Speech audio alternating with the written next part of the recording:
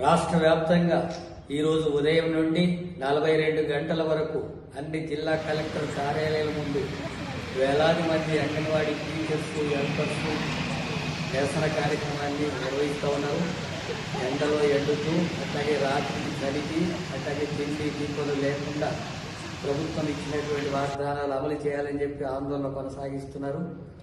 ఐసీడీఎస్ను నిర్వీర్యం చేసేటటువంటి పద్ధతుల్లో పీఎం శ్రీ పథకం తీసుకొస్తున్నారు, దాన్ని రద్దు చేయాలని, అట్లాగే గ్రాట్యుటీ అట్లాగే పర్మనెంట్ చేసేటట్టుగా సుప్రీంకోర్టు, గుజరాత్ కోర్టు ఇచ్చినటువంటి తీర్పులను అమలు చేయాలని, వాళ్ళ వేతనం 18,000కు పెంచాలని, అట్లాగే ప్రతి నెలలో మొదటి తారీఖున జీతాలు ఇవ్వాలని, బకాయిలన్నింటినీ కూడా వెంటనే చెల్లించాలని, ఇతర దాదాపు 20 పైగా డిమాండ్స్తో అంగన్వాడీ టీచర్సు అట్లాగే హెల్పర్సు ఈ ఆందోళన కార్యక్రమాన్ని నిర్వహిస్తున్నారు.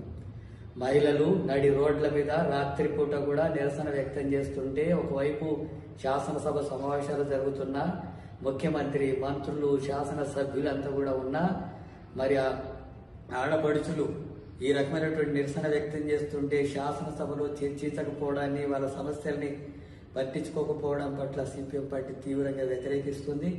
వెంటనే ముఖ్యమంత్రి జోక్యం చేసుకుని వాళ్ళ సంఘంతోన, అక్కడ నిరసన వ్యక్తం చేస్తున్నటువంటి ఆందోళనకారులతోన చర్చలు జరపాలా, వాళ్ళ డిమాండ్స్ని వెంటనే పరిష్కరించాలా.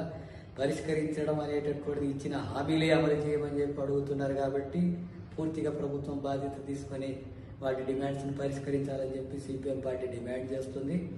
ఈ రకంగా నిర్వీర్యం చేస్తే, లేకపోతే సమస్యను పట్టించుకోకుండా వ్యవహరిస్తే తీవ్రమైనటువంటి ప్రతిఘటన రూపంలోకి ఉద్యమాలు మారుతాయి. దానికి ప్రభుత్వం బాధ్యత వహించాల్సి ఉంటుందని చెప్పి హెచ్చరిస్తున్నాను.